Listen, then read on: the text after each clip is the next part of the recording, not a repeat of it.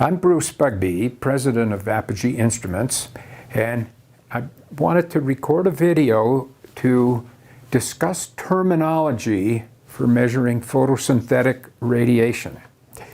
This is real confusing to people, and the terms have evolved over the last 20 or 30 years.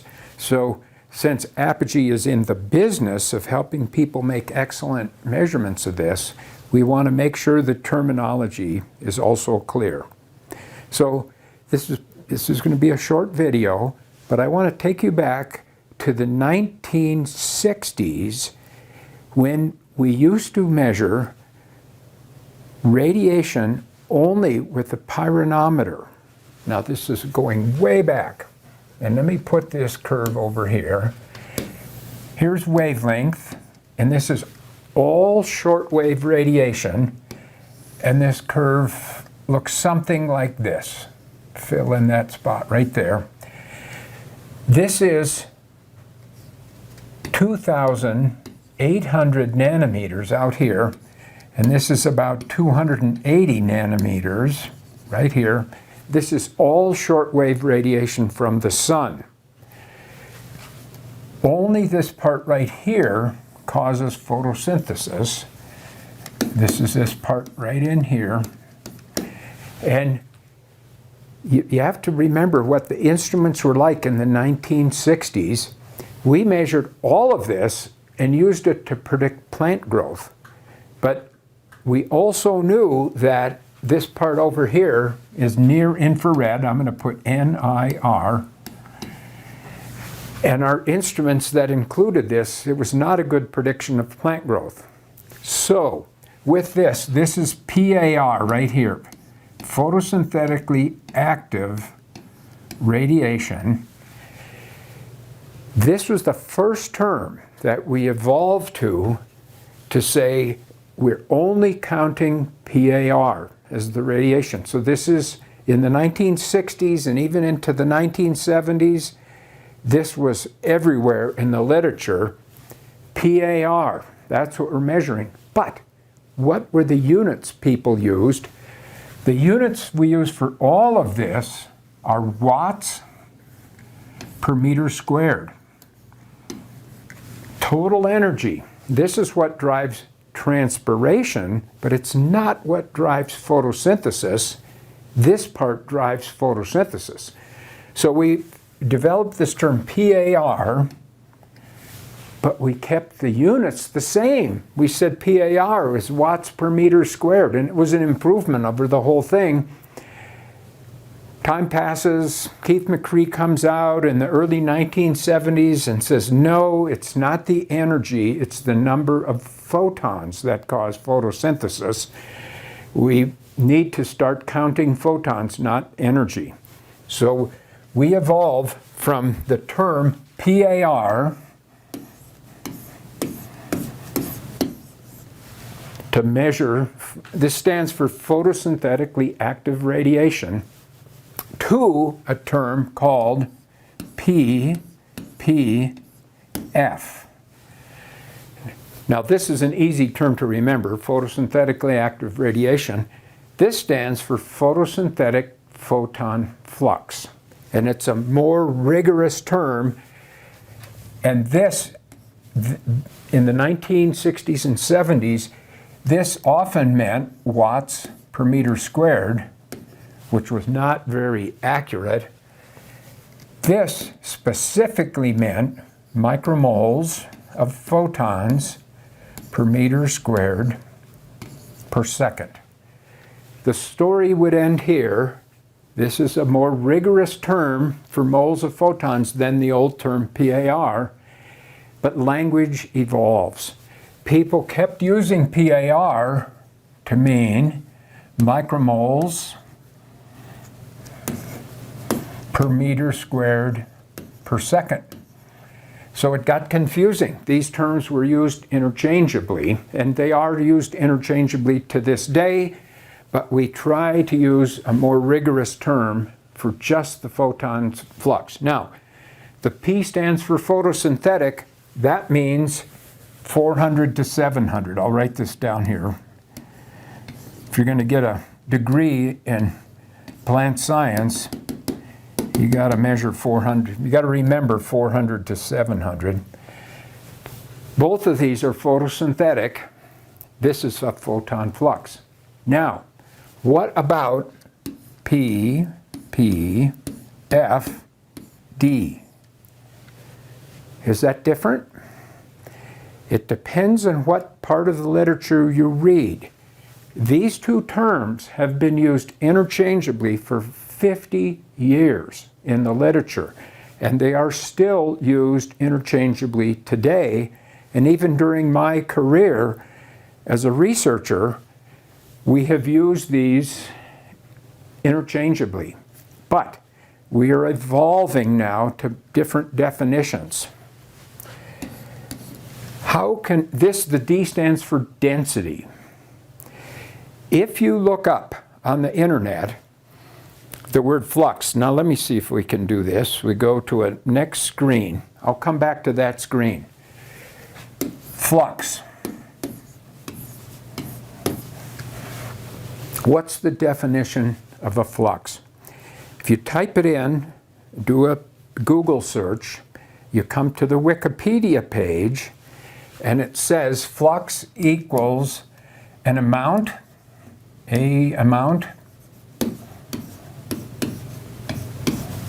per area per time. This is micromoles per meter squared per second. If you look up flux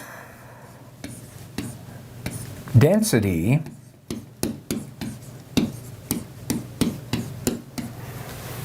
this is also micromoles per meter squared per second, but it turns out physicists have trouble with the word flux. Many people define flux as just an amount, I'm going to abbreviate amount, per time. And a flux means an amount per time. Let me put something like about. These terms are used interchangeably. If flux means an amount per time, then we reserve flux density for amount per area per time. AMT, amount, area, time.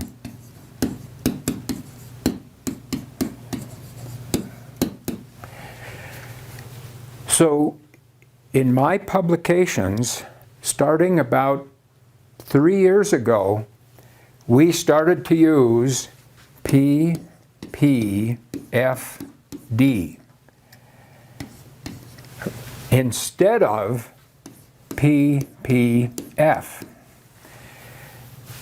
When we use PPF, the argument was that the D is redundant, and that's the worst case in writing, to put redundant things in your writing. The PPF was adequate.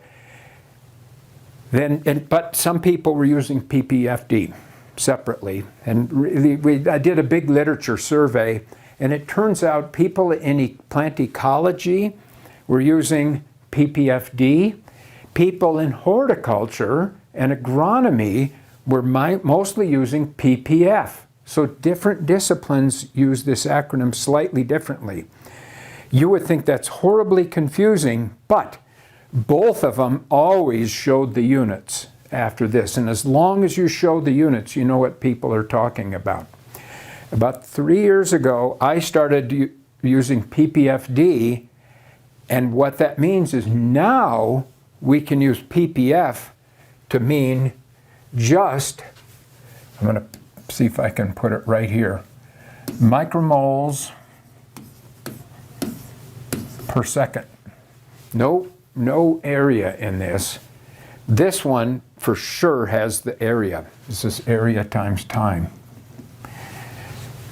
So, historically, these have been used interchangeably, but we're trying to shift the terminology in the literature. This is papers that I review as a scientist and both my own writing, to use PPFD. The argument now is it's better to be redundant than it is to risk being unclear. because D always means area. So this, now we're starting to evolve a definition where this just means per second, no area in it. That's the difference between these terms. So if we go back to this, PAR is still used by lots of people in just common speech to refer to a photon flux density, but technically we try and reserve the term PAR for a generic term. That could mean energy flux, it could mean photon flux. PPFD we try and reserve for an amount per area per time, and then now we're starting to use PPF, no meter squared, just micromoles per second. So in our literature at Apogee, you will see when we talk about a flux, we will say PPFD.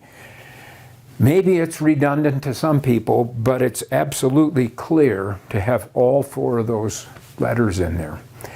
An example of this would be, let's take a light.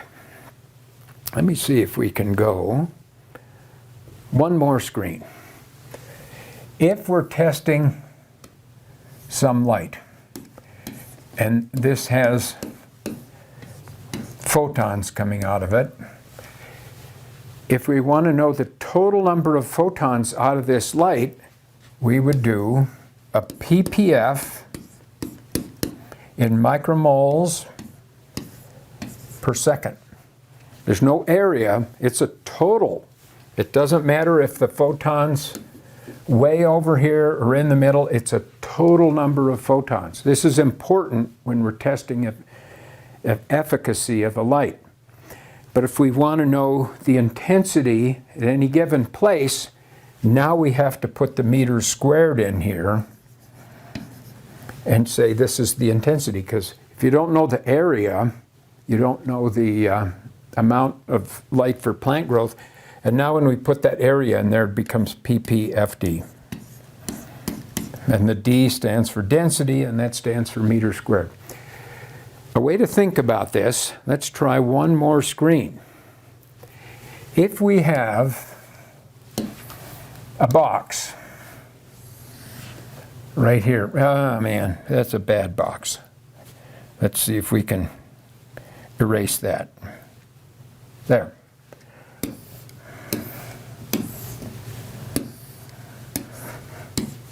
Here's a three-dimensional box, like a giant cookie sheet. Here's our photons coming in like raindrops into this box, falling into it. If we want to know the number of photons we get, we want to know amount of raindrops per meter squared of box per unit time. We've defined all three things, and now we know the intensity of the rainfall. If we just said the photons, there was 10,000 photons per second, it's not helpful because we need to know the intensity. We always need to have the meters squared in there. So when you read literature, look for the units. If the units are correct, and they should be micromoles per meter squared per second, you will see the older literature used to call that PPF, and that's fine as long as they've defined it. But we're trying to change this to PPFD. And we have begun using that at Apogee. We've begun using it in science. And that's the evolution of language from one term that we thought was adequate to a new term that has more letters in it to be more precise. Thanks for listening. Look forward to talking to you again soon. And one more thing. There's a new term that we have started to use in our research. Remember that this P stands for photosynthetic, and that means 400 to 700. But we now know these photons out here, let's see if we can put this in red. There's photons right here that we call far red radiation, that actually cause some photosynthesis. So we're calling into question this whole definition of 400 to 700, and even more than that, down here, let's see if we can do this in blue. This is U ultraviolet, and these have some effect both on photosynthesis and on plant growth. But if we say the PPFD, that automatically excludes these, because the P means photosynthetic, and for 30, 40, 50 years we've said that's 400 to 700. So now we're looking into the future evolution of language and terminology more than language. So we have a new term, the PFD. Just when you thought you had it right, here's a new term. This P stands for photons, not photosynthetic. The photon flux density. And when we use this term, we are not constrained by 400 to 700. So when we do research, the PFD, when we're using it, can mean 300 to 800. So here's a new emerging term that counts these photons at the edges. Doesn't have the extra P in it, which means photosynthetic. It's just the total number of photons. Watch for it in the literature. It's going to be a useful term. Thanks.